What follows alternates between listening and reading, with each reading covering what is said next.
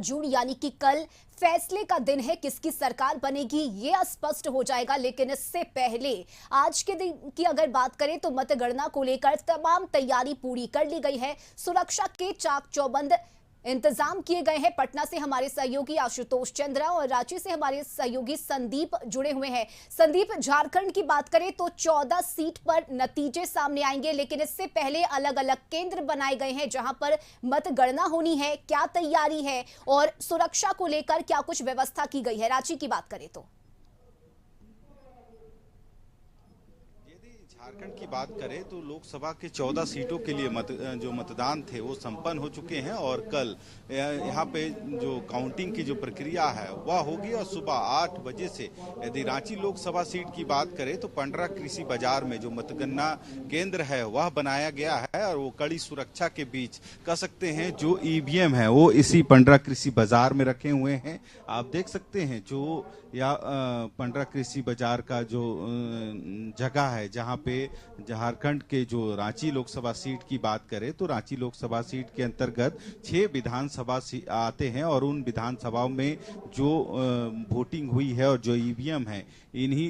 कह सकते हैं मतदान केंद्र में रखे गए हैं और कल सुबह 8 बजे से मतदान की प्रक्रिया शुरू होगी और सभी सिस्टम वाइज कह सकते हैं हर एक जो बूथ संख्या है उसके अनुसार जो ईवीएम है उस विधानसभा के अंतर्गत निकाले जाएंगे और इसी रास्ते से आप देख सकते हैं जो विभिन्न जो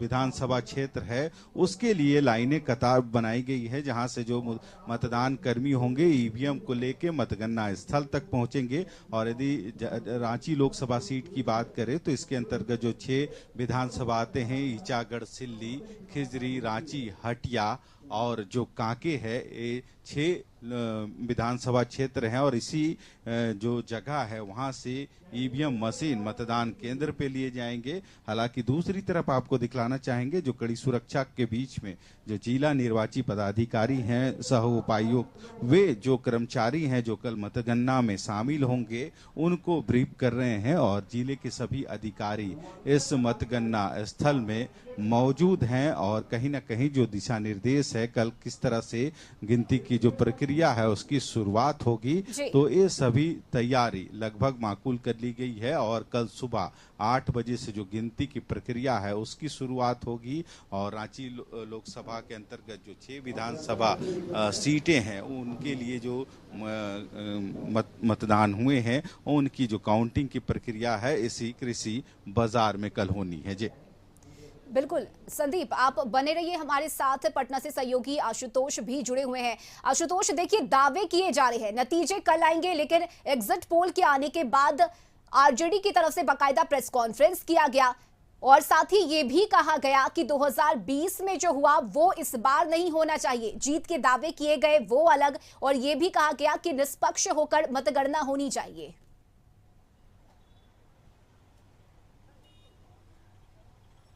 नहीं, बिल्कुल, और स्वाभाविक तौर पर जो विपक्ष है वो ज्यादा चिंतित नजर आ रहा है एग्जिट पोल के बाद। हम सुनील कैमरा पर्सन से कहेंगे कि वो विजुअल दिखाते रहें। इसमें कोई दो राय नहीं है कि जो ऑपोजिशन है वो थोड़ा सा यहाँ चिंतित नजर आ रहा है एग्जिट पोल के बाद और ऑपोजिशन ने तो साफ तौर पर चेतावनी भी दे दी कि आप किसी भी तरह से कोई गड़बड़ी न करे, चूक न करे, क्योंकि अगर कोई गड़बड़ी होती है, चूक होती है तो जनता इस बार सड़कों पर होगी। और 2020 विधानसभा चुनाव का भी उदाहरण दिया गया कि विधानसभा चुनाव में ये कुछ आंकड़ों का फासला रह गया था, खासतौर से पोस्टल बैलेट में कुछ गड़बड़ी की शिकायत आई थी। तो साफ तौर पर जो अपोजिशन के नेता हैं वो ये कह रहे हैं कि बैलेट पेपर की गिनती पहले हो और जब बैलेट पेपर की गिनती खत्म हो जाए उसके बाद ईवीएम की गिनती शुरू होनी चाहिए, क्योंकि उनका साफ तौर पर आरोप है कि 2020 में बैलेट पेपर के गिनती में ही गड़बड़ी हुई थी और कई दफा ये देखा गया कि बैलेट पेपर सबसे आखिरी में गिना जा रहा है, जिसके कारण उनके मन में काफ़ी आशंका है। और उन्होंने साफ तौर पर तो ये भी चेतावनी दे दी कि अगर कोई गड़बड़ी होती है तो जनता बिल्कुल सड़क पर उतरेगी और इसका प्रोटेस्ट भी पुरजोर किया जाएगा। तो स्वाभाविक तौर पर इस लहजे से भी ये ज़रूरी हो जाता है कि कम से कम काउंटिंग ऐसी हो ताकि किसी को कोई शक शुबा न रहे और शक शुबा न रहे, ये कोशिश करनी है। और उसी के हिसाब से ये कोशिश की जा रही है कि बेहतर तरीके से काउंटिंग हो। आपको एक और तस्वीर हम दिखाना चाहते हैं। यहाँ पर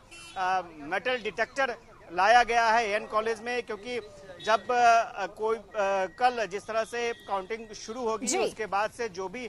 शख्स अंदर प्रवेश करेगा काउंटिंग सेंटर पर, उसकी पूरी तरीके से पड़ताल की जाएगी, जांच की जाएगी और उसके बाद ही उसको अंदर काउंटिंग सेंटर में प्रवेश की इजाजत मिलेगी। तो ये मेटल डिटेक्टर आप देख सकते हैं यहाँ पर, और इससे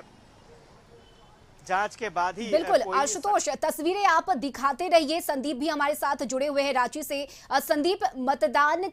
मतगणना केंद्र पर सुरक्षा के दृष्टिकोण से क्या व्यवस्था है वहां पर? यदि मतगणना केंद्र पंडरा की बात करें, जहां पे कल जो मतगणना की प्रक्रिया होनी है, 3 लेयर में यहां पे सुरक्षा कर्मियों को लगाया गया है, जहां पे सीआरपीएफ के जो जवान हैं उनकी भी तैनाती की गई है। आप देख सकते हैं कड़ी सुरक्षा के बीच में जो कल जो मतगणना की जो प्रक्रिया है वह होनी है, और जो जिले के जो निर्वाची पदाधिकारी हैं, जो यहाँ पे जो कर्मचारी कल शामिल होंगे, उनको ब्रीफ किया गया है और कैसे कल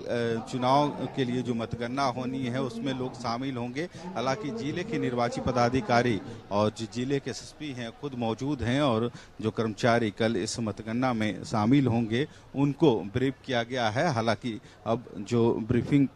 है जिले निर्वाची पदाधिकारी के द्वारा किया जाएगा कि किस तरह से या जो कल मतगणना की जो प्रक्रिया है वो होनी है। हालांकि कल सुबह 8 बजे से रांची लोकसभा सीट के लिए मतगणना की जो प्रक्रिया है उसकी शुरुआत होगी, और रांची जिला के अंतर्गत जो 6 विधानसभा सीट आते हैं उसकी जितनी भी ईवीएम मशीनें हैं इसी मतगणना केंद्र में रखे गए हैं। और अब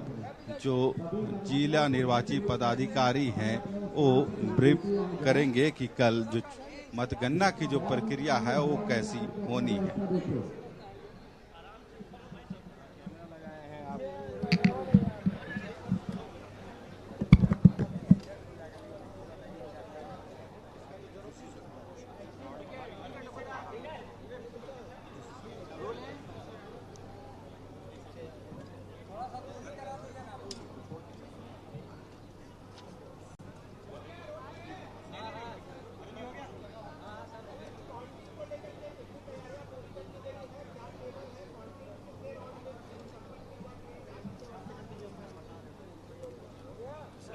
लोकसभा क्षेत्र के लिए मतगणना का कार्यक्रम संपादित होना है और उसके लिए सारी तैयारियां बाजार समिति स्थित इस